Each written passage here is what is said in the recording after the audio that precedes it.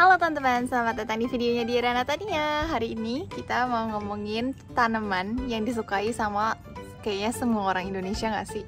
Tanaman cabai. Oke, mari kita bahas tentang cabai. Jadi cabai itu pertama kali ditemukan di benua Amerika dan persebarannya itu dipengaruhi oleh perlayaran dan juga burung. Jadi perlayaran tuh maksudnya kan dulu banyak pedagang-pedagang yang ke sana kemarinya tuh lewat kapal gitu, dan ada salah satu dari mereka yang jual rempah-rempah dan lain-lain. Bawalah si cabai ini akhirnya tersebar ke seluruh benua-benua lain.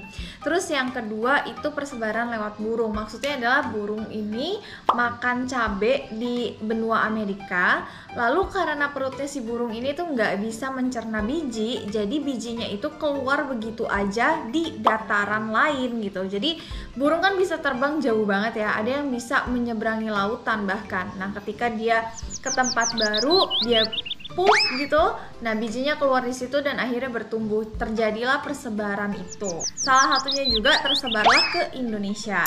Cuma ini ada satu hal ya yang gue amati dan nggak tahu sih sampai sekarang jawabannya. Tanaman cabai itu lebih banyak dikonsumsi, atau bukan tanaman cabai deh, rasa pedas gitu ya, lebih banyak dikonsumsi di daerah yang panas kayak misalnya di Indonesia atau misalnya juga di Meksiko gitu.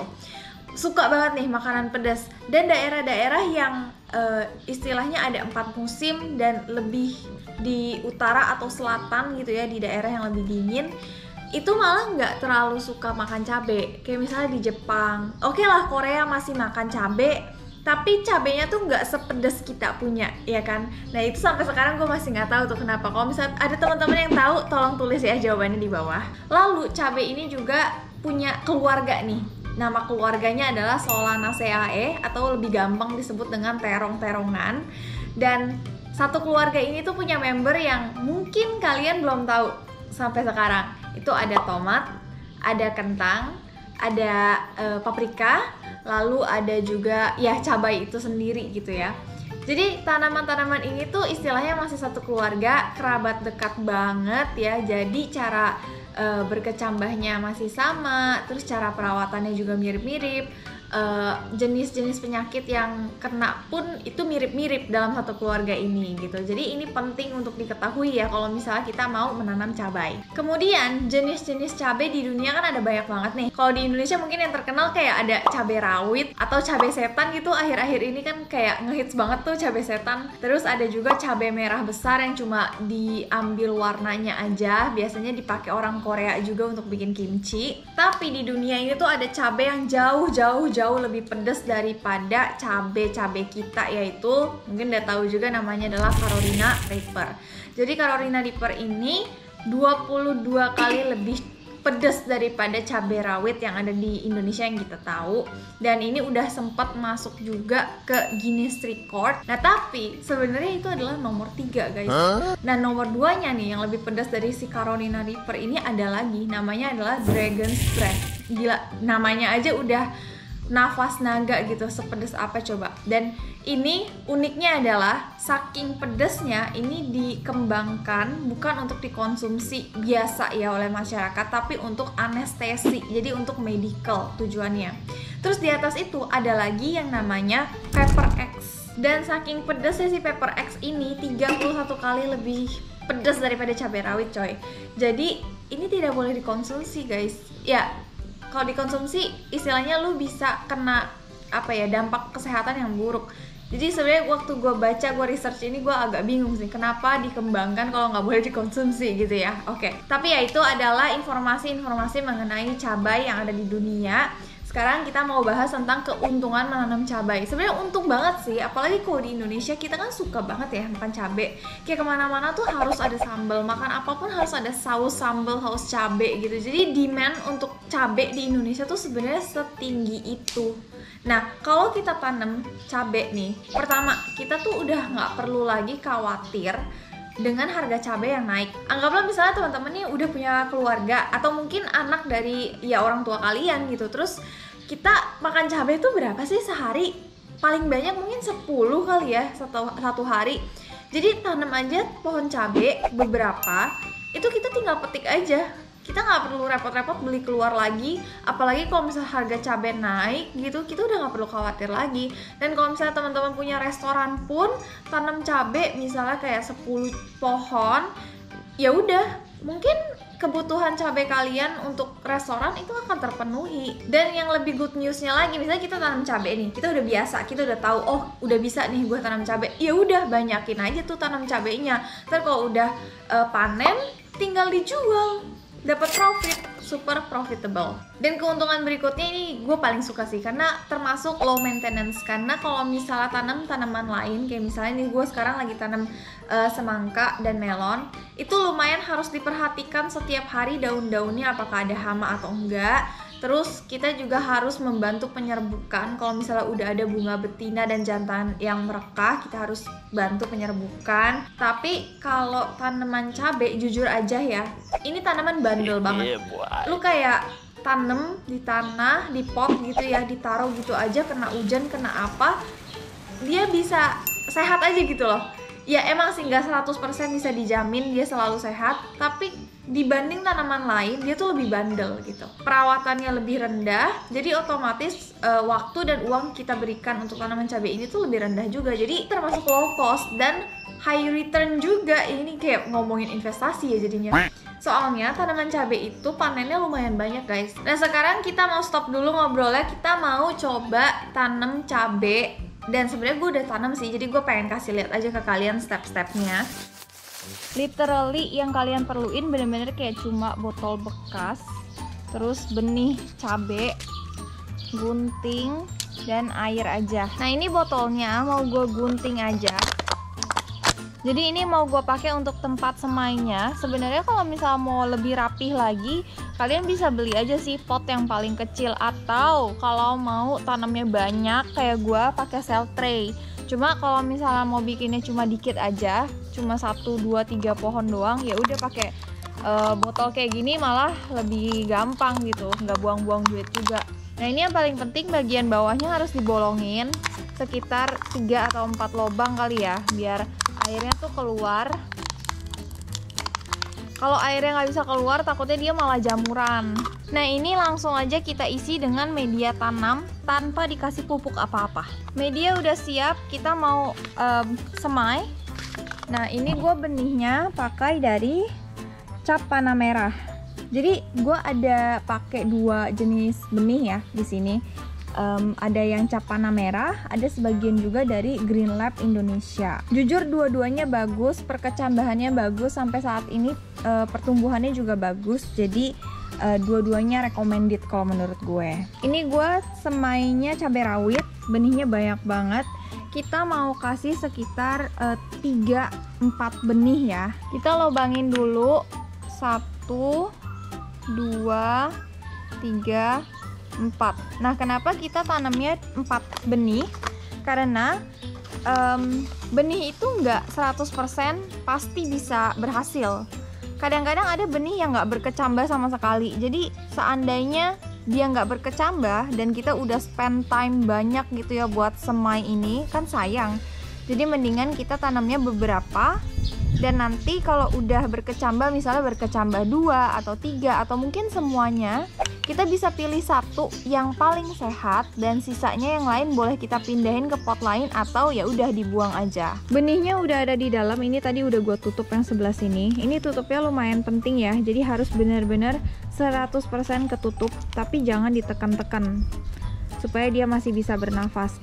Tanaman cabai ini benihnya termasuk benih tanaman yang nggak suka kena matahari. Jadi dia kalau kena matahari, ada kalanya dia malah nggak berkecambah sama sekali.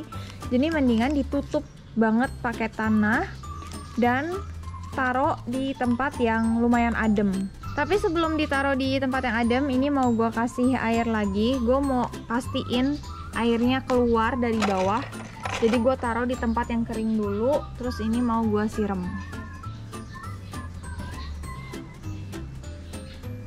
Kira-kira segitu. Nah, keluar dari bawah, berarti udah oke. Ini mau gue pindahin aja ke bawah saung. Jadi di sini gue ada saung, barengan sama hidroponik gue yang lain. Ini mau gue taruh sini aja, jadi nggak terlalu kena sinar matahari secara langsung. Nah ini dalam waktu sekitar seminggu harusnya dia udah berkecambah. Nanti hasilnya kurang lebih kayak gini.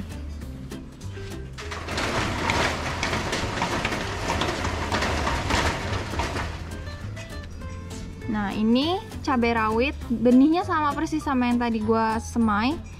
Ini udah usia 2 mingguan kalau nggak salah. Dan daun ketiga dan keempatnya udah mulai kelihatan. Nanti kalau dia udah agak lebih besar lagi, baru kita akan pindahin. Nah sampai detik ini, sampai dia sebesar ini gue nggak kasih pupuk apa-apa sama sekali, pure tanah aja. Dan kalau udah agak lebih besar lagi nih, kelihatannya kayak udah full gitu. Tempat semainya sama daunnya tuh kayak udah seukuran, itu artinya udah harus dipindahinnya lagi ke pot yang ukurannya sedang. Nah contohnya kayak gini, ini cabai merah besar bukan cabai rawit, tapi sama aja jenis pohonnya modelnya mirip-mirip kayak gini. Nah kalau udah segede gini dipindahin ke pot yang ukuran sedang. Ini gue pakai ukuran 9 cm, gue penuhin pakai tanah. Ini harusnya lebih banyak lagi, tapi kemarin itu tanahnya nggak cukup jadi agak dikit. Lalu ini kalau udah lebih besar lagi, baru kita pindahin lagi ke pot yang lebih besar. Jadi total pindahin potnya tuh 2 kali, dari yang paling kecil ke ukuran sedang, dari yang ukuran sedang ke ukuran paling besar. Untuk ukuran yang paling besar tuh yang ini kalau nggak salah 35 liter deh. Dan ini udah nggak dipindah-pindahin lagi, udah segini aja. Makanya sebenarnya nggak terlalu makan space juga, orang cuma 1 ubin gitu doang kok besarnya. Kalau kita tanam 5 pohon aja udah malah kelebihan gitu, bisa dijual ke orang. Dan cuma membutuhkan space sekitar 5 ubin, kan lumayan ya. Nah di sini sekarang gue mau Q&A sedikit. Jadi waktu itu ada pertanyaan yang masuk ke Instagram gue atau ke YouTube ya, gue lupa. Pokoknya kayak komentar gitu, nutrisi apa sih yang gue pakai untuk tanaman cabai. Jadi gue pakai nutrisi dari Green Lab Indonesia karena gue lagi coba benih mereka dan metode mereka. Jadi gue juga pakai pupuk dari mereka. Gue ambilin ya. Ini pupuknya tuh cair, tapi ini tuh kayak biangnya. Tetap harus dilarutkan lagi ke dalam air. Jadi 1 liter air itu cuma sekitar 1-5 mili ini doang, ini dan ini gitu dicampur. Jadi ini sebutannya AB mix ya. Yang ini adalah larutan A, yang ini adalah larutan B. 5 mili ini dengan air 1 liter dicampur, terus sehari kasih tanaman cabai besar ini sekitar 300-400 mili aja setiap hari. Tapi ya seperti yang kalian dengar nih barusan, setiap hari. Kalau pakai AB mix fertilizer yang cair begini memang harus setiap hari ya. Jadi untuk orang yang punya waktu di rumah lumayan panjang kayak gue gini, kan emang kalau kerjaan gue kan gardening gitu, jadi setiap hari gue bisa kasih pupuk cair ini gitu ke tanaman-tanaman gue. Tapi memang ada beberapa orang ya, banyak bahkan yang gak punya waktu untuk ngurus tanaman. Nah itu kalau gue pribadi dulu pakai NPK padat. NPK padat kalau mau gampang cari aja yang tulisannya 16 karena itu artinya nitrogennya 16%, fosfornya 16%, dan kaliumnya 16%. Jadi dia udah balance gitu, udah bisa dipakai ke rata-rata semua sayuran tuh udah bisa dipakai pakai 16. Jadi tadi kan gue udah jelasin nih, kita harus pindahin pot 2 kali ya kan. Nah pas pindah pot pertama itu dikasih sekali, pas pindah pot kedua itu dikasih rutin tiap sebulan sekali kalau NPK padat. Jadi memang tambah low maintenance lagi kalau pakai NPK padat. Cuma memang kalau NPK padat itu nggak terlalu efisien sebenarnya, karena dia kan kalau kena hujan atau apa dia tuh bisa ngalir keluar.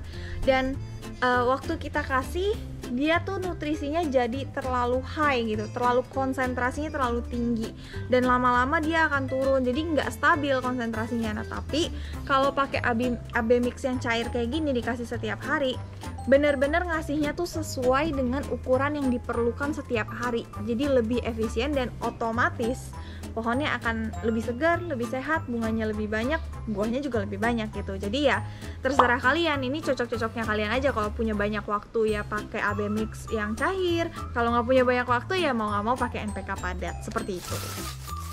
Oke, karena udah lumayan panjang, jadi mungkin segitu dulu kali ya videonya. Kalau misalnya kalian ada request, ngomong aja di bawah.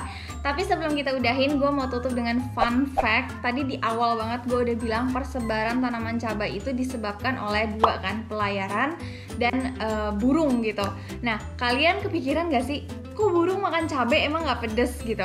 Tapi ternyata guys, burung itu punya kekebalan terhadap rasa pedas. Jadi mereka makan cabai kayak nggak ada rasa pedesnya sama sekali. Makan cabai tuh sama aja kayak makan mangga gitu kali ya, buah gitu, enak. Jadi di cabai ini tuh ada yang namanya capsaicin. Nah, capsaicin ini tuh dia biasanya reaksi dengan kita nih, lidah kita itu membentuk rasa pedas. Makanya kita kepedesan karena capsaicin ini. Sama dengan mamalia lainnya kayak anjing atau kucing. Makanya kalau kita kasih cabai ke anjing tuh biasanya dia kepedesan banget gitu.